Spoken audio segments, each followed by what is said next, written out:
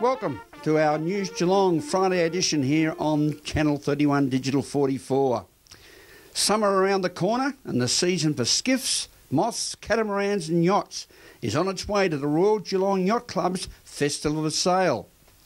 Torquay has joined the club of local refurbished libraries, continuing to build on the importance that libraries have in today's community of enjoyment and learning.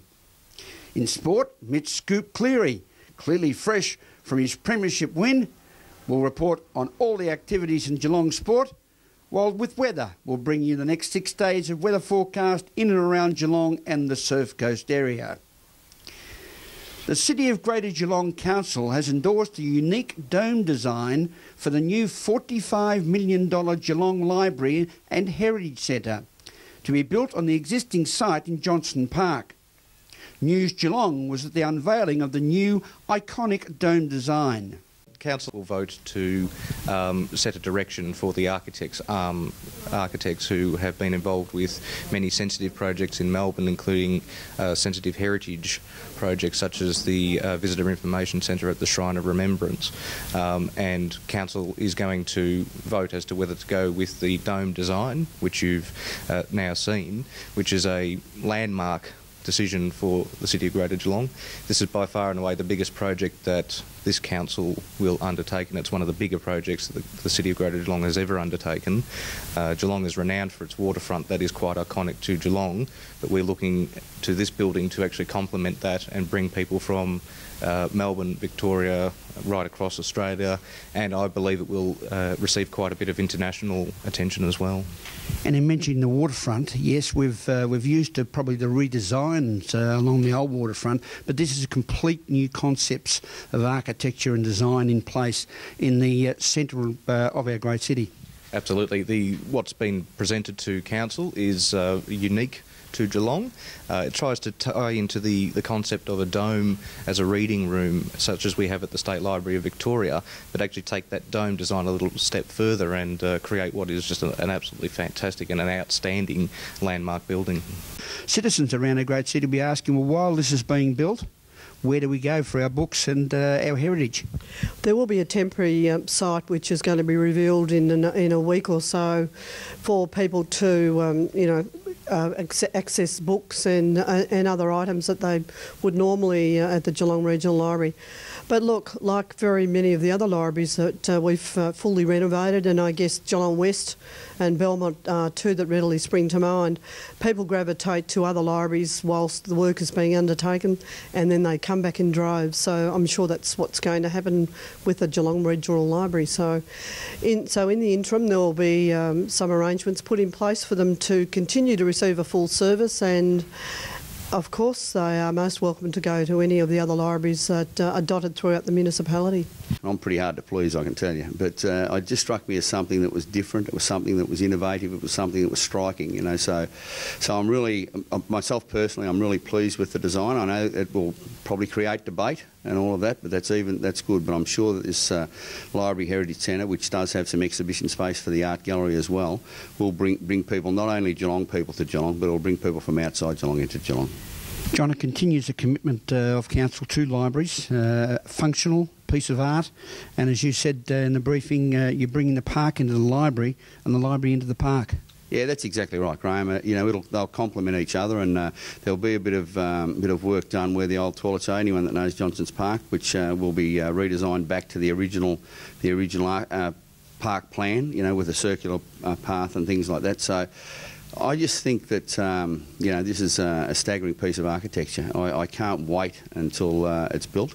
I think I know people when Federation Square was built, people poo-hooed it for a long time, and now it's just it's just the most magnificent space and building that Melbourne's got, I believe anyway. So, but this will be like this in Geelong. This will be an iconic building that people will want to come and see.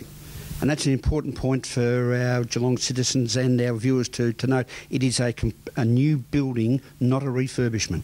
No, it's a new building, Graham. Those of us that have used the library since we were kids, and that was a long time ago, certainly understand the need to refurbish the library and heritage centre.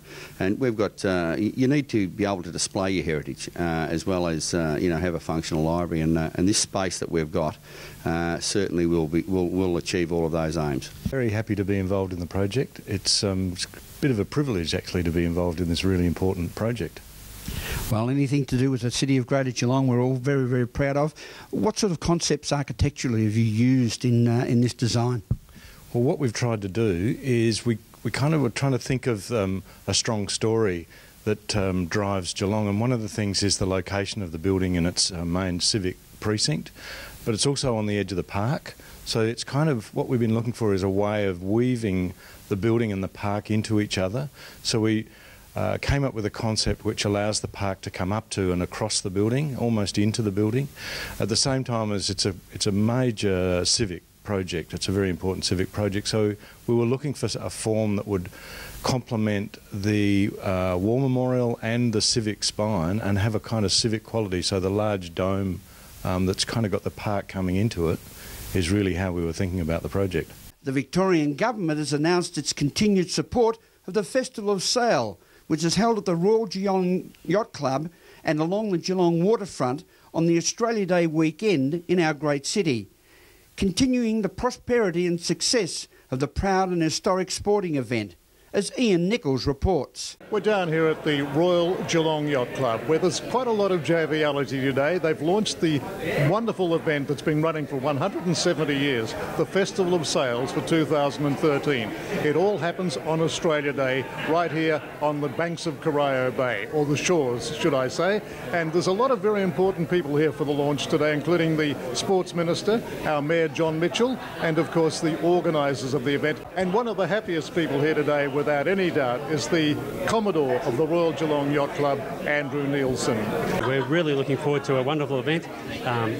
Over 400 boats come down, 100,000 people come along to the foreshore, and it's just going to be a great event. Well, it is described by the state government as a major event, and as such we'll get funding from the major events department, if you like, and the City of Greater Geelong. That's right, yes, and we're very appreciative of the state government and the City of Greater Geelong's support, and that was one of the things that happened today. Was the Minister announced their ongoing support for another 3 years. So the event couldn't happen without the government, and we're very appreciative of their support. Well, it's a time-honoured event. To think it's been going for 170 years, there'll be very few rivals for this event, I would suggest. Oh, absolutely, yes, and we're very proud that Victoria's oldest sporting event, and as you say, when you think it's been going for 170 years, it's just an absolutely outstanding success for the Royal Geelong Yacht Club, and we're very proud of it. Yeah, 170 years, the largest regatta sailing regatta in the Southern Hemisphere. So the Festival of Sails has been around for a long time, and here at the Geelong Yacht Club and on Corio Bay, and that will continue for at least another 3 years, hopefully for many more years to come. The Victorian Government is committed to fund the event for a further 3 years. And of course the City of Greater Geelong, again in partnership with the government, making sure that it is a success. Yes, that's right, and you're right, and it is about partnerships, and the City of Greater Geelong has been a long-time supporter of the event, and in partnership with the state government, local City of Greater Geelong and the Yacht Club and all the volunteers here, I'm sure we'll have a great event. It is a massive festival each year, so up to 100,000 people, and I focus on the logistics and the delivery, and Jav, my partner, does all the more creative entertainment and the hospitality, all the fun stuff. Well, yeah, you pointed out there's more to this than just sailing, isn't there? There's so much to do with 100,000 people turning out for an event. They want a bit of action on and off the water, don't they? Absolutely. So there is the regatta that's happened, and it's 170 years old. It's got this great history and credibility, but the majority of the festival is what happens on the shoreside. So it's the entertainment for the crowds, the fireworks on Australia Day. It is Geelong's summer festival, so the majority of our time is based on the shoreside entertainment. Well, I guess instead of Mr. Mayor, we should call you Mr. Major Events. 2 in one day, John. It's unbelievable. Well, it is, Nico. It's that's one thing we build on our town. Is the reality is major events are important to us because that's not only the economic benefit, but it's a social benefit, and you know, it brings a lot of people to our region, and allows us to showcase that. Well, what could be better than Corio Bay on Australia Day, fireworks, action?